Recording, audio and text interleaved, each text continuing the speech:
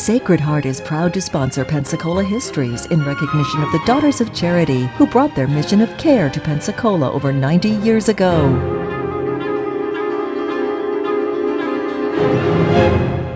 Hello and welcome to the continuing story of Pensacola, Florida, North America's first place city. And in these episodes, we've been talking about the evolution of our wonderful waterfront here, how it was first discovered, if you will, by Spanish explorers, how it was used to advantage by colonists of the Spanish, French, and British, how we became a part of commerce in the lumbering era, how the bay itself just literally was transformed as the railroads arrived, as lumbering interests put piers out into the waterfront. All of this changed the entire look, so that by the time we came to the year 1900, one might easily say that most, not all, but most of the economy of this area was centered on Pensacola's waterfront. By that time, the George Washington Wright Mill was here, the Ricks Robinson Mill was here, the Navy, of course, continued to operate the Navy Yard. All of these things were working well, and of course we had three separate fishing fleets here servicing that industry. Into the beginning of the 20th century, some other things begin to evolve. At about this time, and this of course goes back for just a few years, we had the arrival here of two very far-sighted men interested in railroading. The names were Roy McGargle and Henry McLaughlin. And McLaughlin and McGargle, first of all, built a line across southern Alabama, intending to build it all the way to New Orleans originally. It went about 30 miles in there. This was the Pensacola, Mobile, and New Orleans. They built a dock along the waterfront here in Pensacola, so we had now still another railroad dock here. About the same time, the Pensacola Streetcar Company, the transit company, decided the time was right for them to build a line which would service the Navy Yard. And so beginning in 1892 and then somewhat beyond that, they built their line from the terminus at Main Street and Jefferson across the Bayou Chico, along the waterfront, all the way out to the Navy Yard. Originally, this utilized little steam engines called dummy engines, so this became known as the dummy line.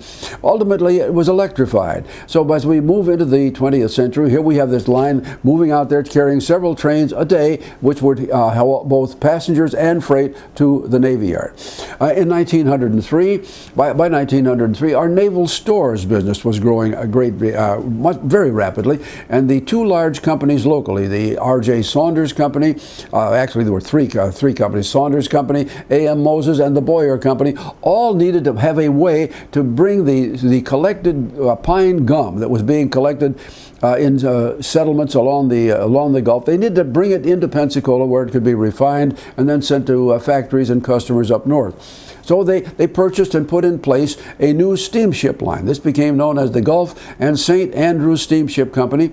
It had one ship, and that ship began operating here in August of 1903, and it would continue for 34 years as basically the only way you could regularly depend on transit for yourself as a passenger or for some sort of commerce back and forth from the little ports all the way from Mobile all the way to Carabel. So the Tarpon was what it was called, of course, and this was a real part of a lore along the Gulf. Its home base here was the Comandancia Street Fort.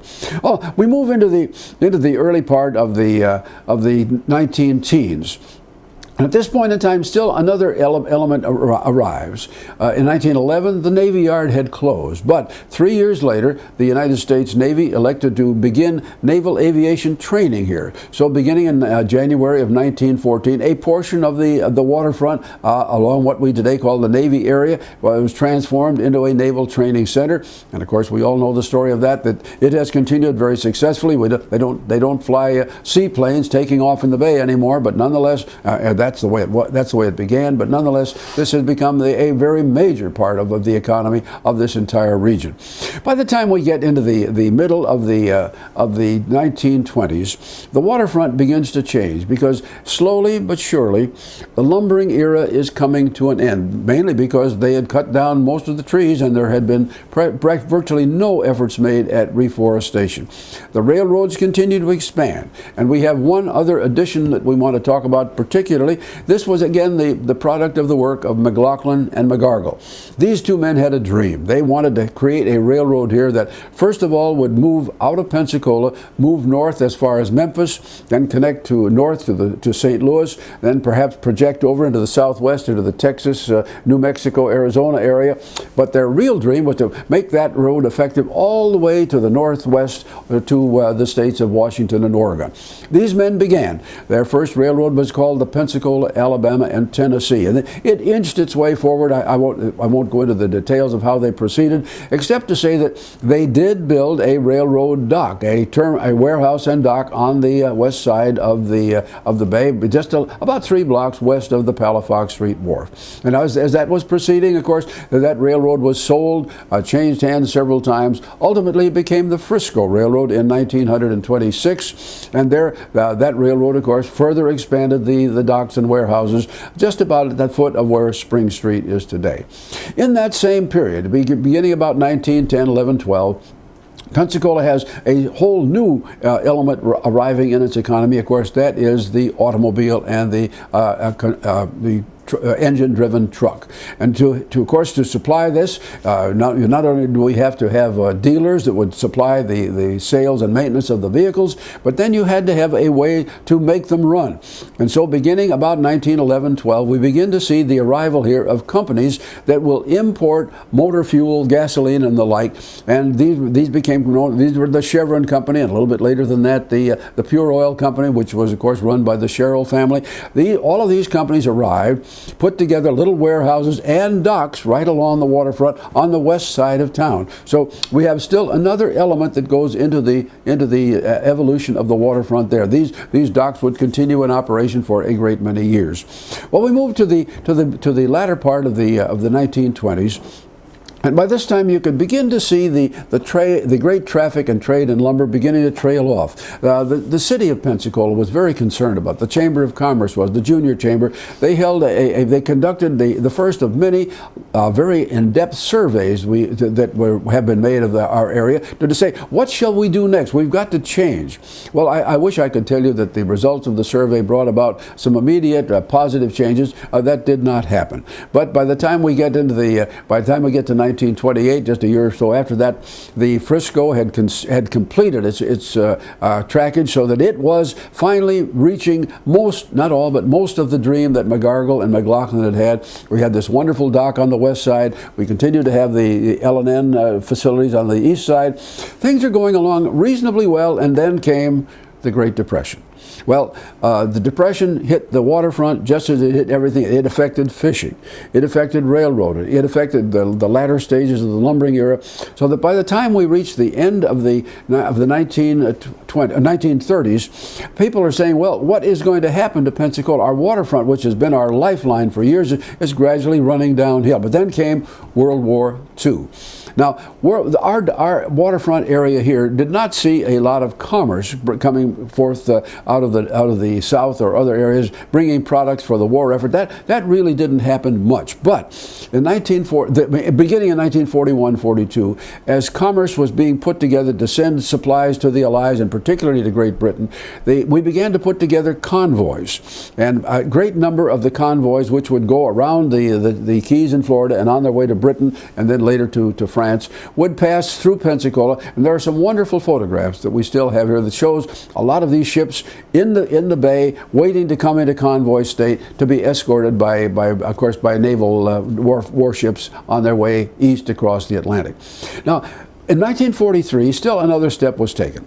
By now, a number of our business people here were saying, look, the railroads have lost interest in Pensacola. They see their future in their operations to the west. They're not maintaining the docks. They're not building new facilities. Some of them have kind of rotted away. And so at the request of, beginning with a man by the name of Calvin Todd, a team was put together, approached first the city and then the state legislature, asking to create a Pensacola Port Authority, a group of people who would be solely interested locally here in the management and operation of of the docks on a more aggressive way. And the legislature approved in 1943, and for the next 14 years the Port Authority existed, but they didn't own anything along the waterfront. They had no influence there at all. They did acquire a cotton compress north of the city, which gave them a small source of income, but nothing much happened until we get to the year 1957.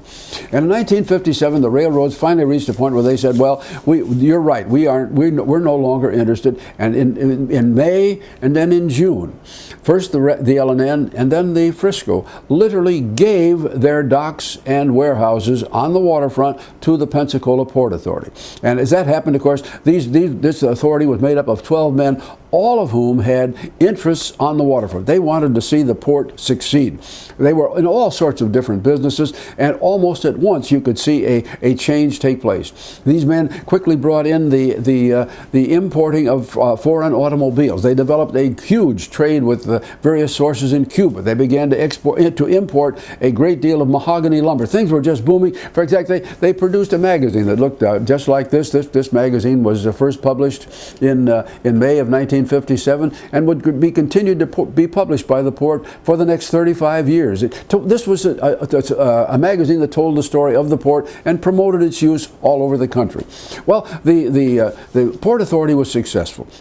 By the end of 1958, after about a year and a half, they were going, well, we say great guns. And then tragedy struck. In November of 1958, fire of undetermined origin swept across the Commandancy and Barrack Street docks and literally burned them to the waterline. It was a terrible, devastating blow, but the Port Authority never hesitated. They quickly moved to put in temporary facilities, and then they moved into an alliance with the city to get the city's backing for bonding power so that they could borrow money and rebuild. And this is what they did. And basically, reconstruction began there late in 1960. The first stage of the new port was completed by the month of February in 1963. And things again began to pick up. Money was being earned. The port was doing well. We move forward to 1966, and then tragedy struck for a second time, because again, a fire of undetermined origin swept across the Frisco docks, and it literally burned the whole business right to the waterline. Now we have to add here one little story that is important to understand Pensacola's future from that point forward. The L&N gave their materials, their docks, their warehouses to the Port Authority with no strings attached. The Frisco had a caveat. And it was this: if at some time the Frisco dock and Upland Trade Center there were not used for port purposes, then the Frisco had the right to reclaim that property and take it back. Well, the fire of 1966 was devastating. But by this time, of course, the Port Authority was expending all of its efforts, all of the money it could raise, to build on the east side of the city, the new port. By the time we get to 1967-68, the port is still doing well. And at this point, its bank account is growing. And at that point in time, and this is a story that some folks don't like to hear, but it's basically it's true. By that time, that money was there, the cash flow was good, and we had a new city manager at that time who saw all of this and reasoned to himself, aha, why can't the city just take that over? It has the right to do so. Take it over, put all that money in the general fund, and we'll run the port ourselves. And so in 1969, they did indeed take over the running of the port and abolished the Pensacola Port Authority. About the same time, 3 years had passed now since the fire, and the Frisco Railroad looked around and said, well, Pensacola and the Port Authority no longer exists. Nobody is taking action. That property is not being used for port purposes, for commerce. So we're taking that property back.